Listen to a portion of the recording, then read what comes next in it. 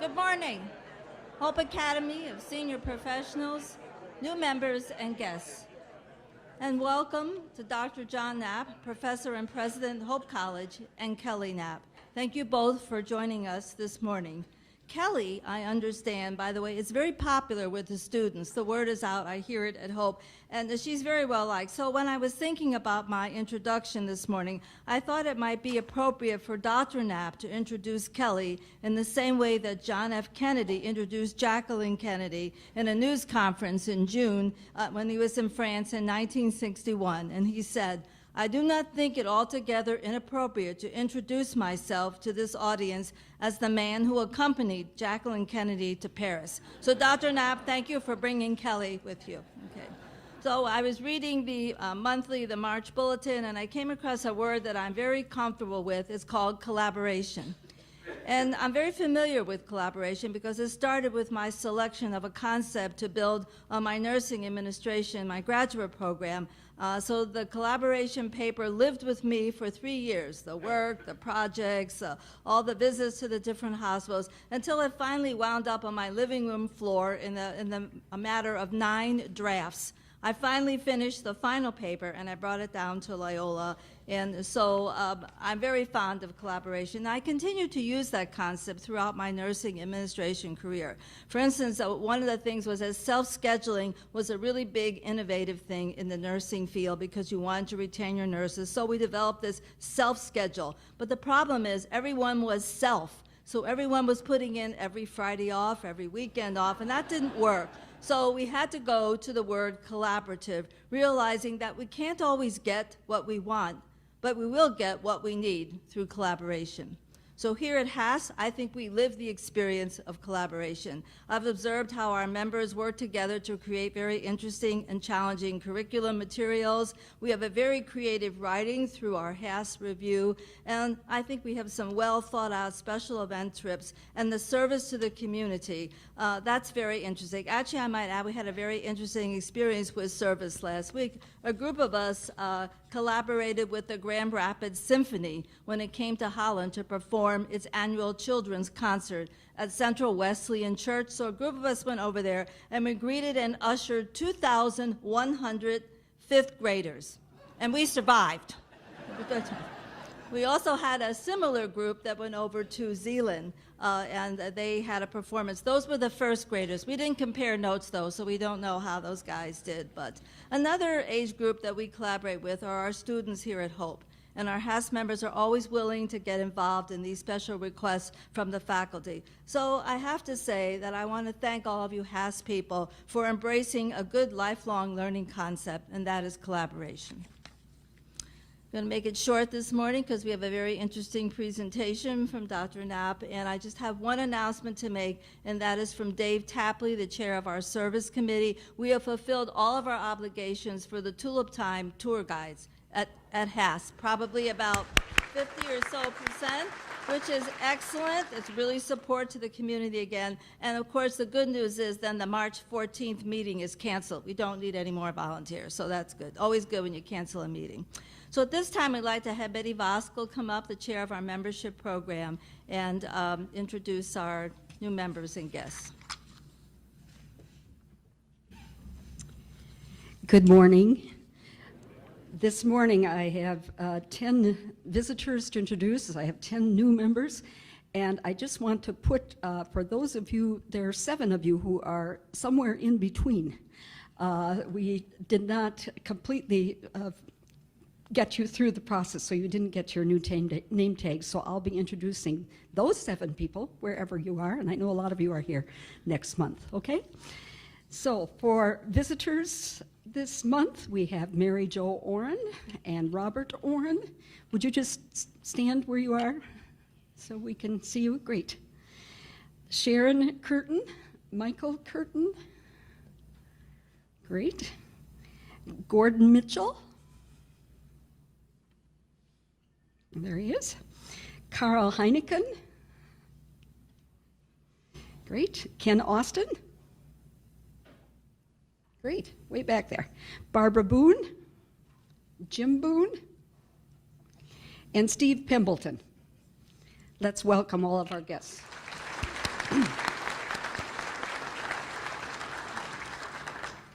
And then our new members this month. Trinette Brondike, and I'm asking you to come on up here, Trinette, so we can see your face, okay? Riley Jensen, Pam Kidd,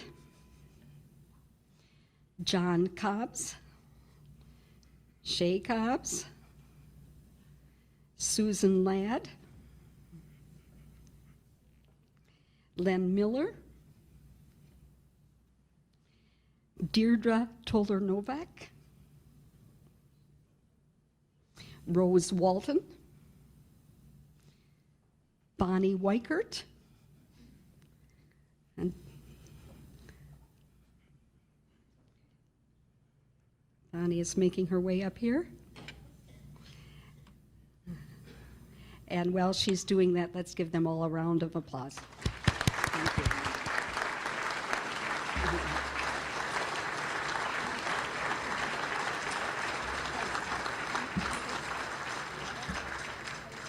We have one more distinguished guest with us this morning, and that's Dr. Gordon Van Wylen. I think he's sitting in the back there, and I want to thank him very much for coming to the meeting this morning. And at this time, I'd like to have Dave. Now we have Dave Vanderwell, the chair of our program committee, who will introduce our program and guest speaker this morning. Thank you.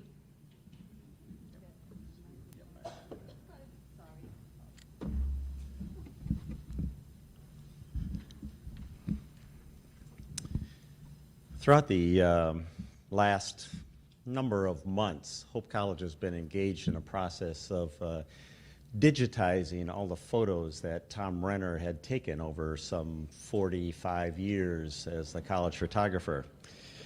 And so every once in a while, they'll shoot out a photograph that they discovered to somebody. And a few months ago, I got a photograph emailed to me from Lynn Poe of President Kelvin Vanderwerf, Dean of Students Bob DeYoung, and rookie administrator Dave Vanderwell with our London fog trench coats, collars pulled up against a stiff March wind, standing in the pine grove observing a student demonstration.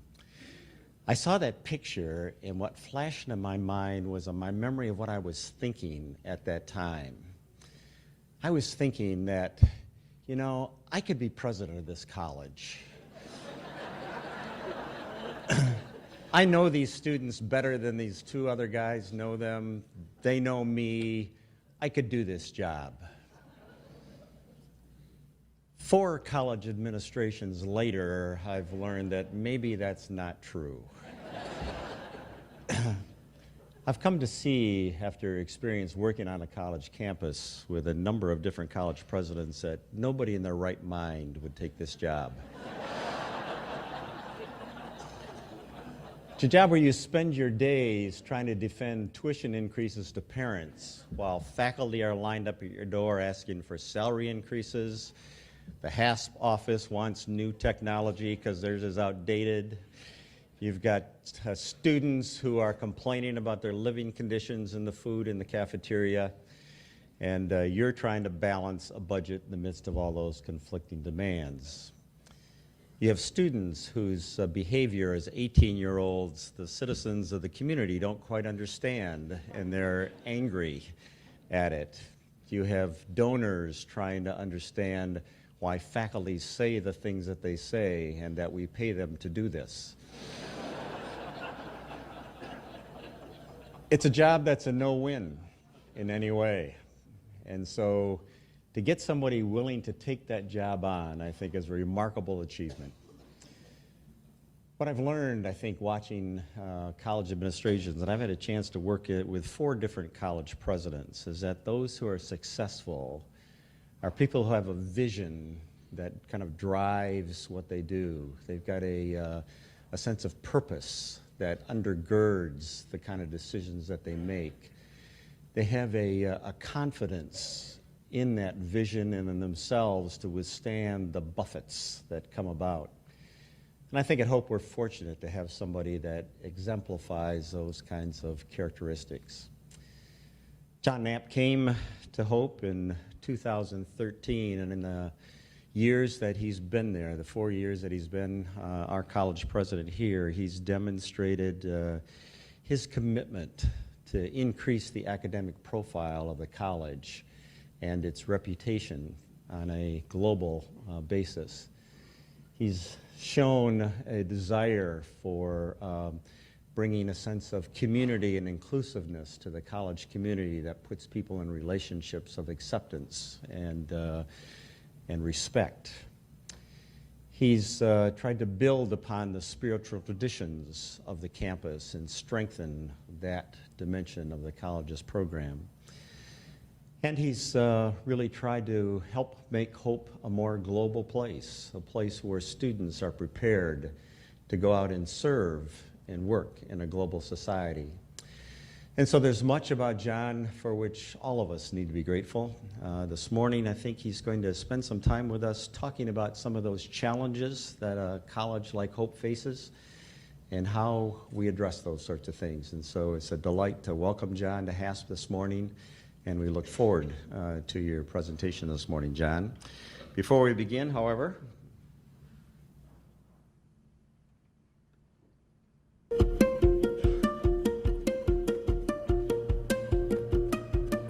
the Hope experience is coming to an institution that is nationally renowned for its academics, its art, its athletics. It's a true family atmosphere. Everybody is genuinely excited that you're here and genuinely excited for your success. The resources I've gotten from my peers around me, from professors leaning on each other, I think that's something that makes Hope special. The faculty builds you up, encourages you. The students here are encouraging people, and you're not competing against one another. You're here to make sure you all have an amazing 4 years. The thing I love about the campus is that Hope is big enough that you don't know everybody, but small enough that you feel like you do. It's very easy to be able to walk up to someone and just introduce yourself. You can actually make a new friend every day if you really wanted to. The people up here are amazing. Walking downtown in Holland, everyone's just been very welcoming to me. The Hope experience is something where a student can come here and get that one-to-one experience and interaction with the professor, where there's an intentional discussion about what you're studying in class and how that translates into the larger world you'll be living in. That is a significant difference between just going to college to get a job and going to college to explore life. You're not just a number in a class. You're coming to class and your professor knows you. So they're really able to invest in you more and mentor you in and outside of the classroom. And I really think that's special. Because they are taking such a variety of classes, they find passions they didn't know they had. And so sometimes those lead to kind of life-changing decisions on what they want to do. Getting to be a part of the athletic atmosphere we have at Hope is fantastic. You kind of know all the people from the other teams. It's its own special community. It brings everyone together. My favorite thing about Hope is a community of faith, but also a community of questioning individuals. How Christian faith and academics come together really is student-driven. Hope provides that environment for students to figure out where that fit is right for them. This is a place where anyone can belong and really find their community, their people. You can literally see yourself growing throughout your 4 years here. Hope students are passionate. They are intelligent students. They want to be active in their learning. I feel honored to be part of that process, giving them the tools, exposing them to ways in which they can be these agents of change in the world.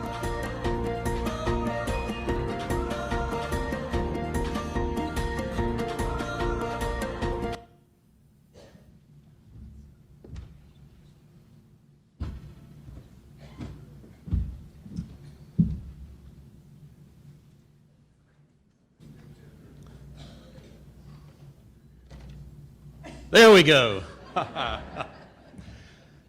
Thank you for the invitation. It's good to be with HASP. I want to begin by thanking Dave for that very kind introduction and some of the insightful comments about the role of the college president. It's not all bad. There actually are some moments of joy every day in doing this work, and it's a privilege to serve as president of Hope College.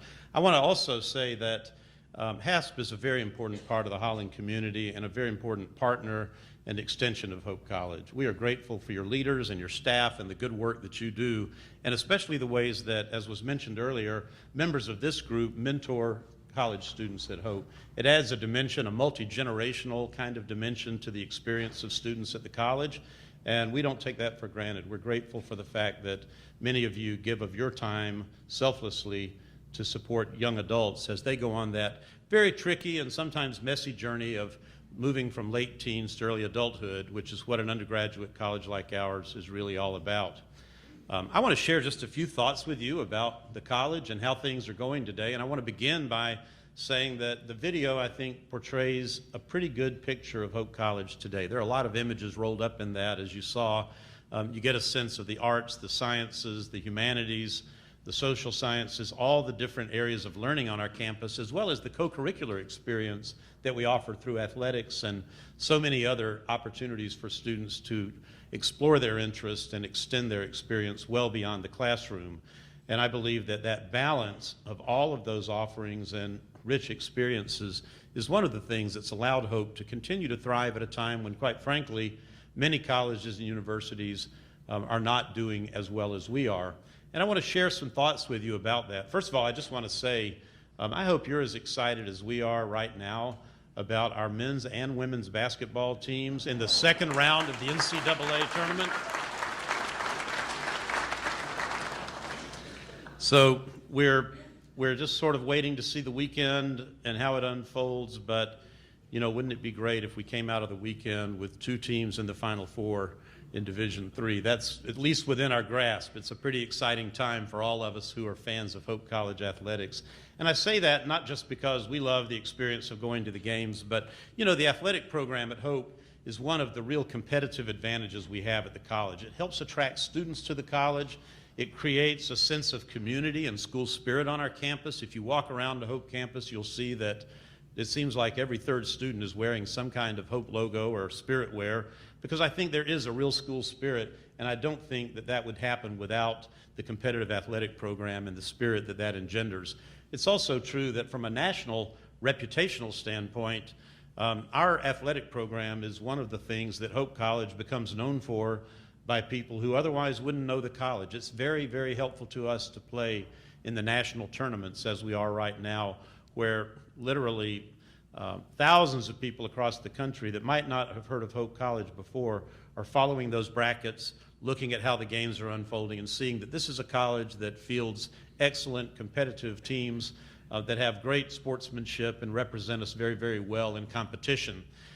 You know, many of you, I'm sure, are regular attenders at our basketball games, our volleyball games. Some of you are probably season ticket holders, and I want to thank you for that, because every year Hope College leads the 440 schools in Division III athletics in the NCAA in attendance in men's basketball, women's basketball, and volleyball.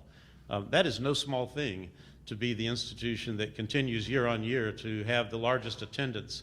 It says a lot about not only the school, but the larger community of Holland that continues to come out in droves to support our students and to build that spirit on our campus. So many reasons to be thankful to you and the community for all that you do for our college.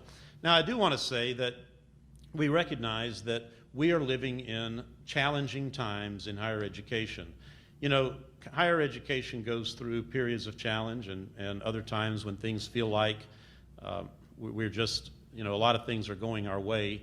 Those trends have a lot to do with demographics. You can imagine what it might have been like during the Great Depression or during World War II at Hope College, trying to find students who could come to our campus and study. And the college has survived world wars and has survived times of tremendous economic downturn. It's also thrived during times of gathering enrollment, times where we've had larger and growing populations of college-going students where it seemed that all we had to do was open the door and there would be students lined up to come in. Well, today, one of the challenges that we face, among several, is that we live in a time when there are fewer students going to college in America every single year. And that number peaked in the year 2009, roughly, nationally, And since that time, there have been fewer students graduating from high school. That's because of past birth rates. You all know, if you pay any attention to some of the national political debate that's going on about entitlements, particularly Social Security, Medicare, we know that the population group that's following the baby boom generation is smaller. Lower birth rates, people had fewer children. And that's affecting us in higher education now as well. We have a declining number of students available to us. There are fewer fish in the pond when we go looking for students. And as we look at that trend nationally, it is felt most sharply in the upper Midwest. This part of the country has experienced the sharpest decline, and interestingly, but not so much to our benefit, the state of Michigan is the state that has had the steepest decline on a percentage basis of the number of students graduating from high school in the last several years, and is projected to continue on that same path. That's because not only have we had lower past birth rates, that's true nationally, but we're the only state, as many of you know, that lost population in the last decade. And so during the time a lot of today's 17 and 18-year-olds were growing up, their families moved out of Michigan. And that's important because 2/3 of our students come from the state of Michigan. We depend a lot on Michigan. And so we are very much aware that over the next 20 years, as we go up and project all the way out to 2032, we're looking at a 22% decline in the number of students graduating from high school in Michigan, and that's a pretty steady drop through those years ahead.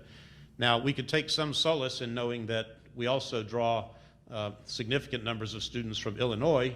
The only problem is Illinois is almost as bad as Michigan, and their decline over the next several years out to the year 2032 is about 19%.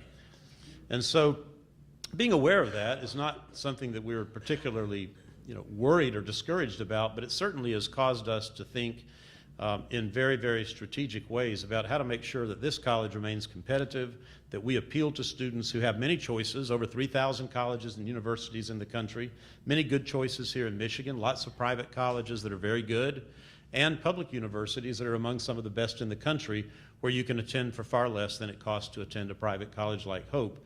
So the competitive environment is becoming more intense as everybody is competing for fewer students. I want to just share with you some things that we're doing as a college to make sure that this college stays at the cutting edge of competitiveness, even amidst this struggle to find more students. We're working twice as hard now to find students. I've sort of thought of it as, we used to, I'm looking at Dick Kreisinger here, who was in the oil business, and, we used to just drill and the gusher would sort of come out of the ground. We'd have students. Well, now we're fracking. And, it's a little harder to find them. But we're doing it, and I think we're doing it well. I give a lot of credit to our admissions office and the faculty of the college, the staff of the college, who've all stepped up and understood that we have to work harder to sell the Hope College education. We have to work those phones, reach out personally to students, and make sure that they know what we have to offer here and that it's worth taking a look and visiting our campus to find out about it.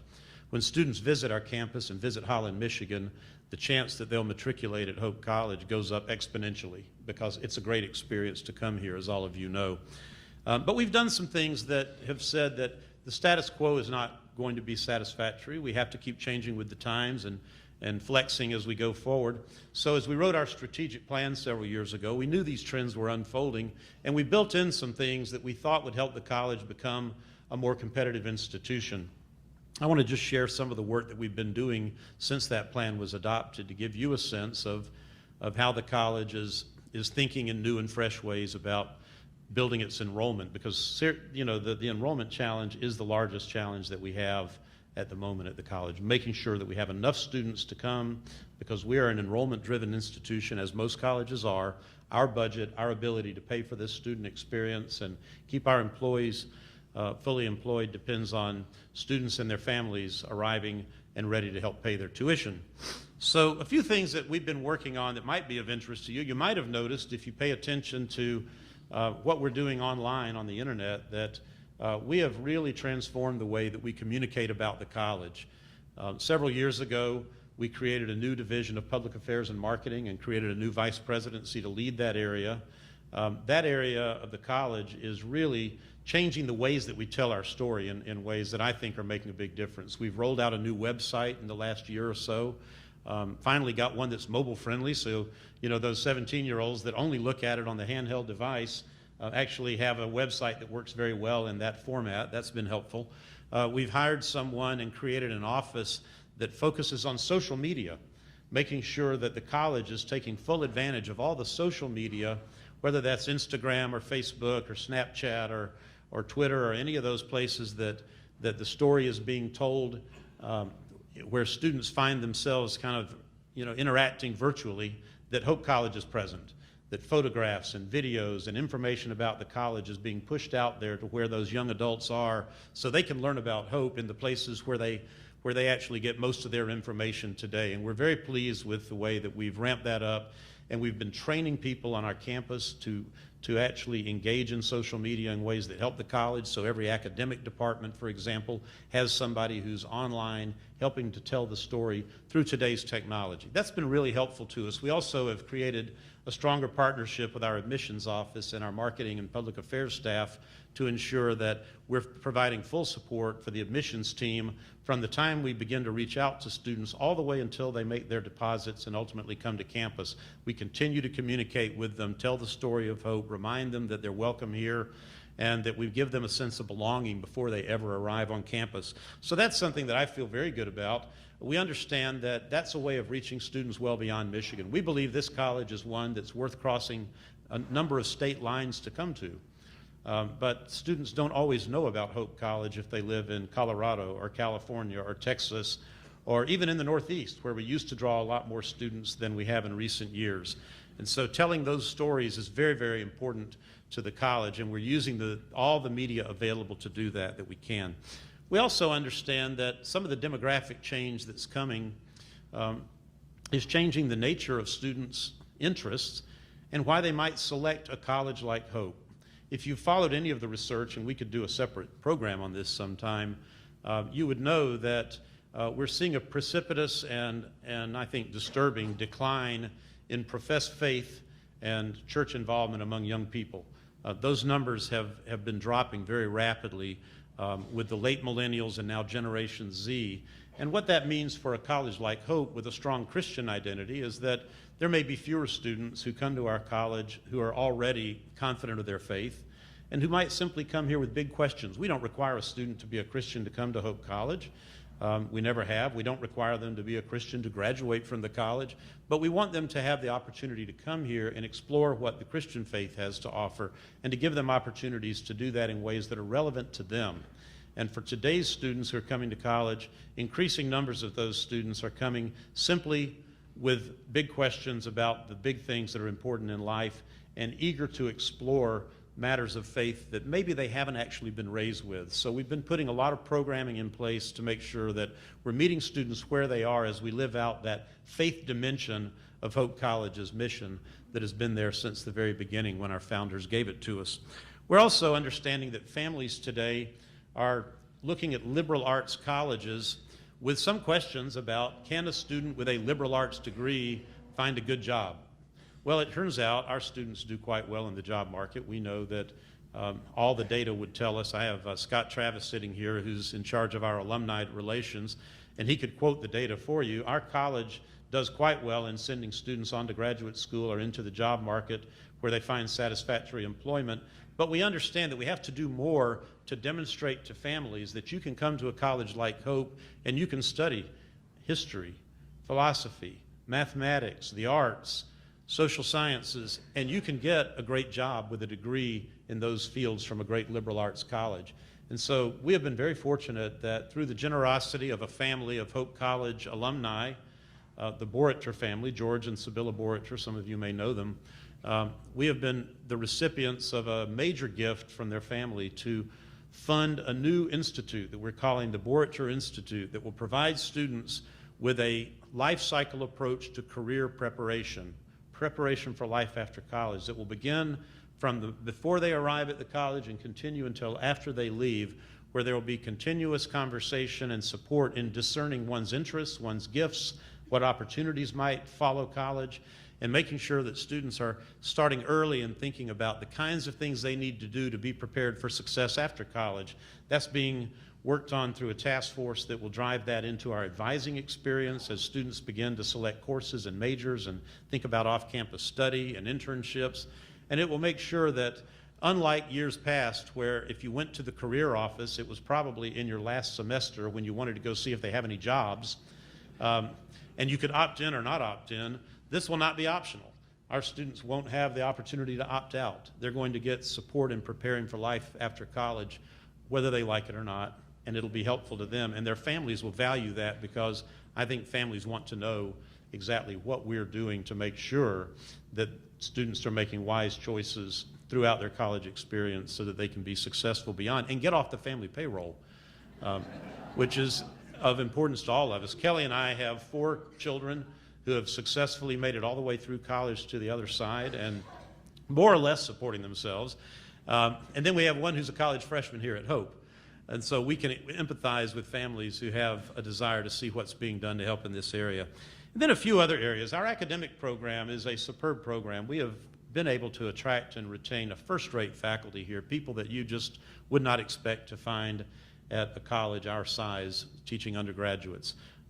But we understand that the offerings here have to remain as competitive as possible. So we're doing a couple of things I'll mention, and much more that I don't have time to tell you about.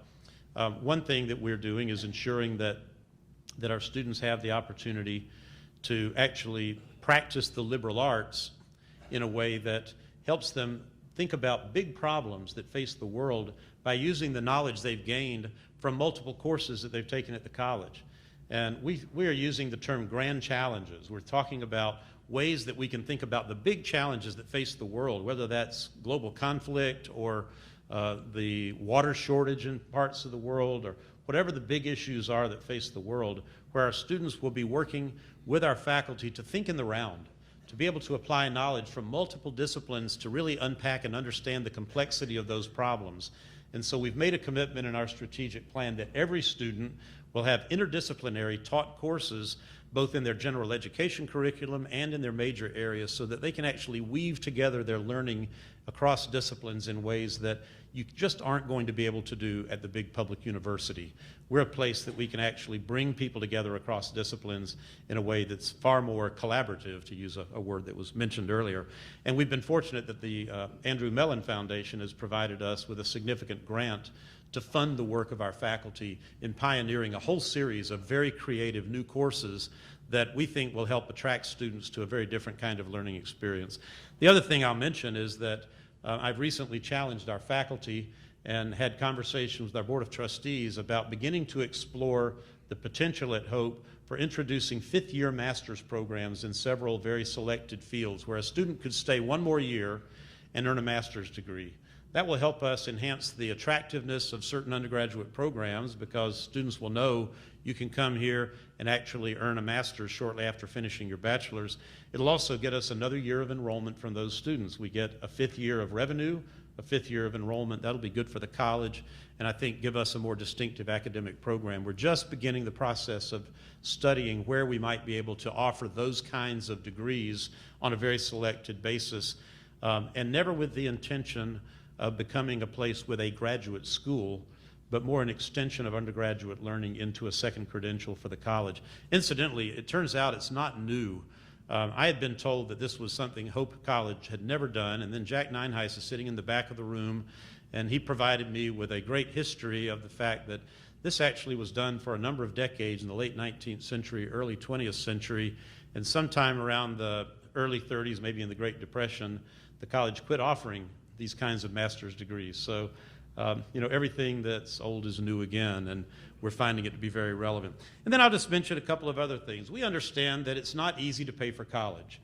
It is not inexpensive to attend Hope, although on a peer basis, Hope College is far less expensive than our peers of comparable quality. If you take that 100 or so top colleges in the U.S. News and World Report liberal arts, national liberal arts rankings, we're one of the 3 least expensive in that group of 100. And we have been working hard to make sure that we try to keep the cost of Hope as affordable as we can, but it's hard to deliver a high-quality experience on the cheap. You have to be able to invest in great faculty, great facilities, and do all the things that it takes to deliver something that's worth the investment of families. And so, as a college, we're thinking about all the different ways that we can add value to our student experience without having to increase tuition beyond what families can bear. We understand that graduating with unmanageable student debt is simply not an option. We can't allow that to happen for our students. We have to make sure that they're not taking on more debt than we think they can manage. And so we're doing some things that are not new at the college entirely, but I think understanding that we can't expect families to bear the whole cost. And I love to stand at a microphone like this on a visit day when families are on campus and to tell them about how they're only paying for a fraction of the cost of their college education if you really kind of break it down. Yes, it's a costly thing to go to a private college relative to some of our public universities, but there's a tremendous investment in every student's education by other people. And so if I talk to them about that, I'm able to point to things like the Kreisinger Art Museum, Dick, where I can say tuition dollars didn't pay for this nationally accredited art museum that's now going to enhance your education in remarkable ways. We can talk about the Jack H. Miller Center for Musical Arts, a wonderful addition to our college and our community where we're having experiences that we simply could not have until that facility opened, not just for music majors, but for every student who has an opportunity to experience and learn to appreciate music in their own life. That facility, again, made possible and available to our students without spending tuition dollars to make it happen. Our brand new Bultman Student Center that will open in the fall, a dramatic new facility in the middle of campus that'll be the crossroads of student activity. Again, a gift to our students from alumni and people that care about the college and want our students to have an even better experience than they had when they attended Hope. I could go on. I could talk about the Hayworth Engineering Center down the street, another gift to our students from very generous people who wanted our students to have something that they wouldn't have to pay for with tuition dollars. These are things that continue to be important, but maybe more important at a time when household income hasn't increased for most families since the recession of the late 2009, 2008, that period. We're also aware that we need to support our students with even more scholarship support. We provide, 1,300 students maybe with endowed scholarship support now, Scott, I think. About 700 endowed scholarships at the college that families have made available. That's a significant amount of support for students in helping pay for their education, but we know we need to provide more and that it'll help us attract today's students. We're seeing more first-generation college students than any time since right after World War II when people came into college with the GI Bill. As first-generation students enter colleges, they're coming with generally a little less resource from their family and less planning for college with their families, and we have to be able to provide that scholarship support. So one of the things that we've done just in the last year is we've taken our annual fund, the Hope Fund, which all of you have probably heard some appeal for. If you haven't, I'll make one now. Give to the Hope Fund. The Hope Fund is our annual giving opportunity for people that want to contribute to the college. We have now repurposed the Hope Fund so that all the money given to the Hope Fund goes to scholarships. And the reason for that is that we know that while there are people who are willing to give money to help keep the lights on at the college, there are far more people that are willing to respond to an appeal to help a student. And we're seeing that giving people the chance to give to scholarships exclusively through the Hope Fund is enrolling more people in annual giving to the college. And we're doing some other new things as well in fundraising that I could share with you if time permitted, but all of it with the idea that we want to make sure that we're providing a first-rate education at the most affordable cost that we can, meaning that we're trying to live into a commitment that our Board of Trustees made 2 years ago when they adopted our strategic plan, which says that Hope College will be the best value among the leading liberal arts colleges in America. And the best value doesn't just mean the most affordable, it means you're getting the most for your money. And so we have to continue to invest in quality and innovation and stay abreast of all the things that people are expecting of colleges, and at the same time find a way to make those investments without burdening our families more than they already are or more than they can bear. So, and I'll just conclude these remarks by just sharing with you that, you know, you can measure the quality of a college in a lot of ways. There are lots of ways to ask about, you know, what's a better college, and I think you can find different kinds of rankings out there where people try to gauge which college has the best quality. I think some of those are very valid, and when we rank high, we say they're valid, and if we don't, we say the whole methodology is probably wrong. But I will tell you this, I think one of the things that is most encouraging for us at the college is that there's no more important vote of confidence or measure of quality than what our students say about the experience that we're providing to them and our ability to meet their expectations. And just a few months ago, in the 2017 rankings of colleges by the Wall Street Journal and the Times of London, out of 1,061 colleges, it's a big ranked group, we ranked number 11 in the category of colleges where students are most satisfied with their college choice. We're tied with Stanford University.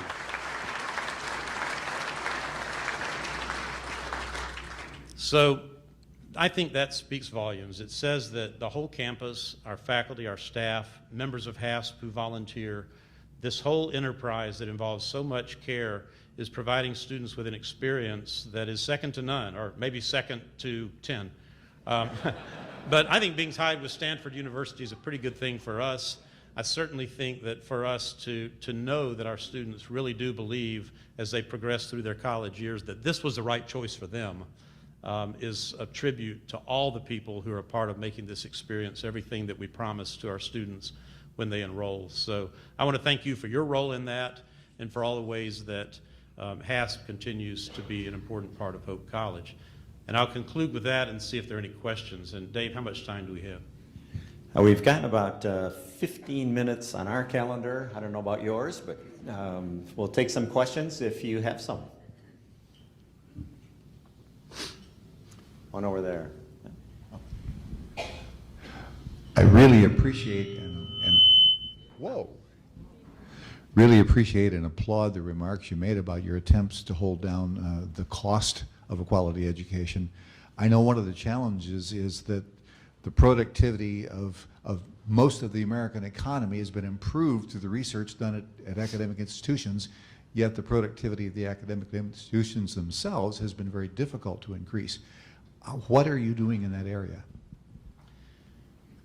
Yeah, you know, you can measure productivity in a lot of ways, and I think one way of measuring that at a college, a simple way would just be to say how many credit hours are faculty members teaching, or maybe measuring staff in terms of their productivity or output. I don't think we want to measure it entirely in that way. We are actually trying to measure the quality that's being delivered, and we understand that that requires time and attention by faculty. So it's not our goal to increase productivity and efficiency simply by putting more students in a room with fewer professors teaching. We try to keep that professor-student ratio about where it is. It's somewhere between 11 and 12 to 1. That's pretty important for us. But we promise a kind of academic intimacy that says your professor is going to be available after class, not just to talk with you about the course material, but maybe about your problems with your girlfriend, or maybe about your roommate issue, or possibly about the question involving your faith. And by making that promise, we're trying to give our faculty enough kind of free space so that they have time in the day, as productive as they are and as hard as they work, time to actually give to students in a way that's very personal and available for our students. So that would be one thing. Another thing that I think is very important about Hope in terms of productivity is that we continue to be very productive in our research output for a small liberal arts college. Many of you know that Hope College over the years has been distinguished as a college where our undergraduate research is something that we're actually known for nationally. We actually, over the years, have received more National Science Foundation research funding than any undergraduate college in the country, more funding from Research Corporation than any other undergraduate program.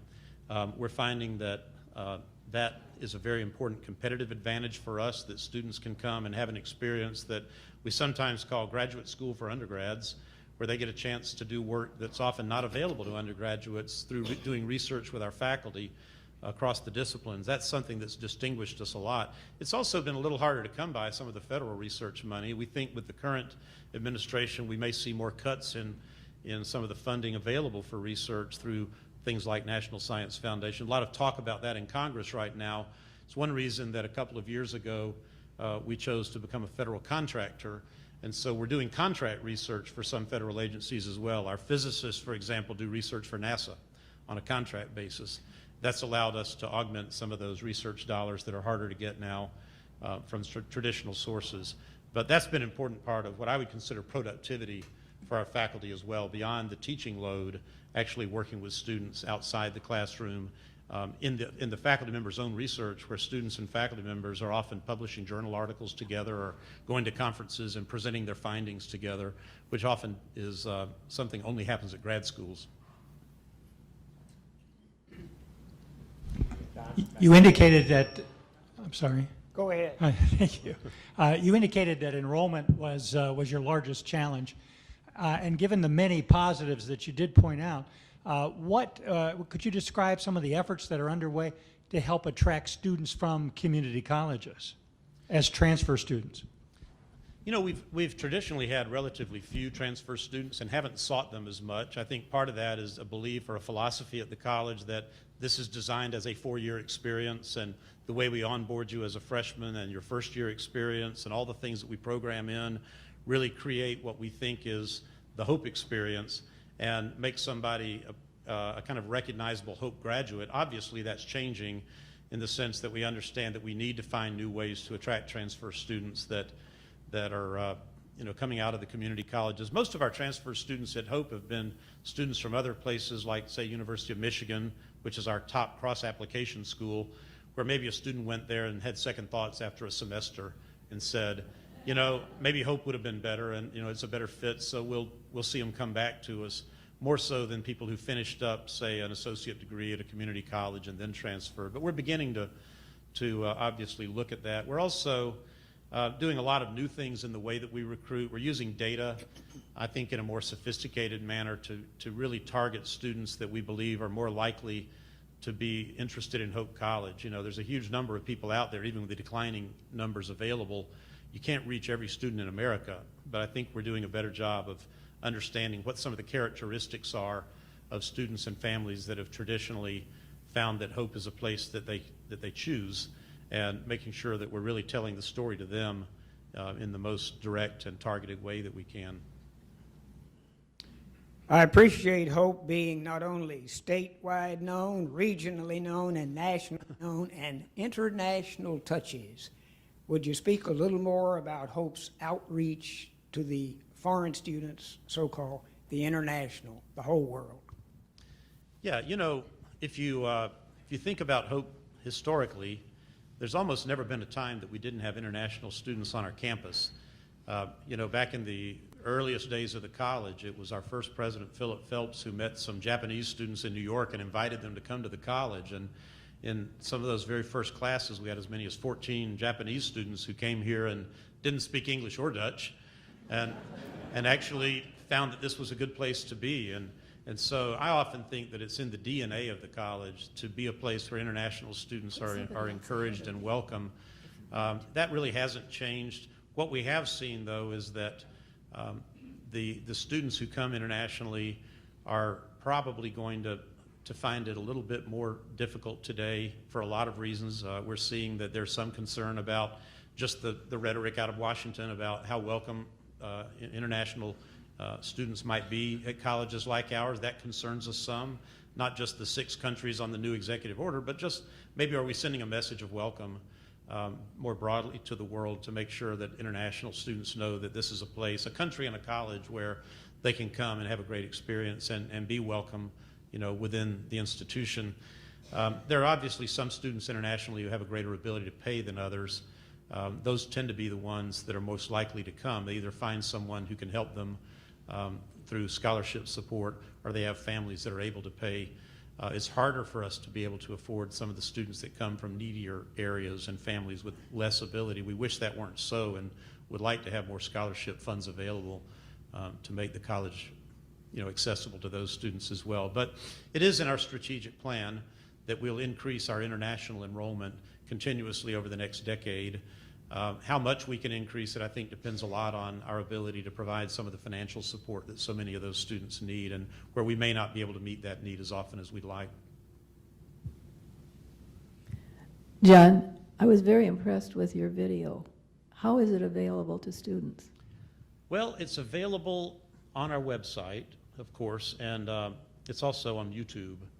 And we push it out through social media, so when we get a new video. We do a lot of videos at Hope now. We have a terrific video production team, and we're doing video all the time. A lot of it's even student produced.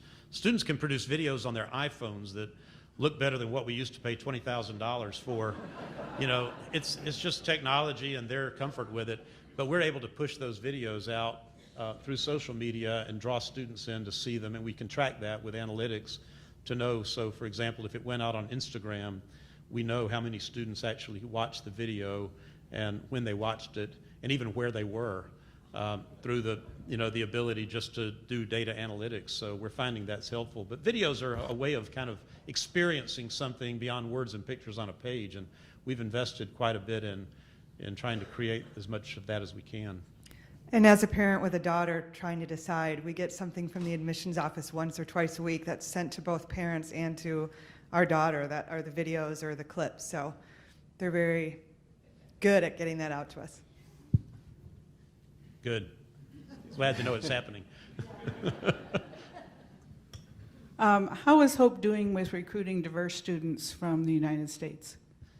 We've been increasing our diversity each of the last several years, racial, ethnic, and geographic diversity as well. In terms of racial and ethnic diversity, the college population is the most diverse it's ever been. But are we where we need to be? No, we're not, because we don't really reflect the demographics of our region or even our town, let alone the whole country. And so it's important to make sure that we're a place where we're not only doing outreach to students of different places of origin and backgrounds and races, because our country's changing rapidly, but that we're also a place when they arrive that they can have a good experience and feel at home. So we're trying to work both sides of that, both trying to attract students who might traditionally have not been kind of in the pipeline for Hope, but also making sure that when they come, they show up at a place where they don't have to feel like they're an outsider or they have to conform to something that they can't be in order to fit into a social group in the community. Obviously, the more critical mass of diversity you have, the easier it is for people to see others like themselves and to feel more at home.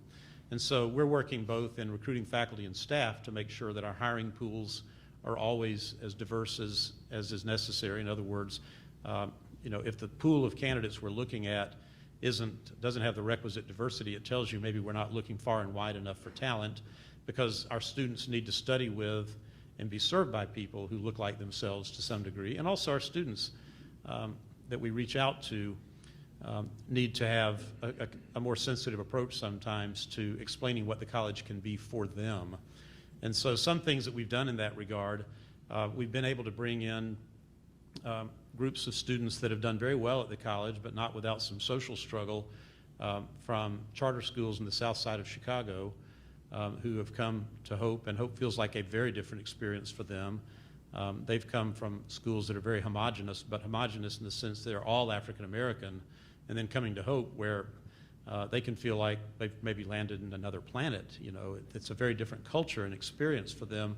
But I think we've learned some things about how those students can be onboarded in a way that does give them an opportunity to be accepted for who they are. One way we've done that is the last 2 summers we've offered a summer bridge program for students who are coming to college from first-generation families where they didn't have a mother or father or an older sibling even that could tell them about how to go to college. We let them come in the summer and they get a chance to learn all about Hope and experience the college, and they get to earn 1 credit. And then during that time of working with they're being mentored by other students and getting to know our faculty.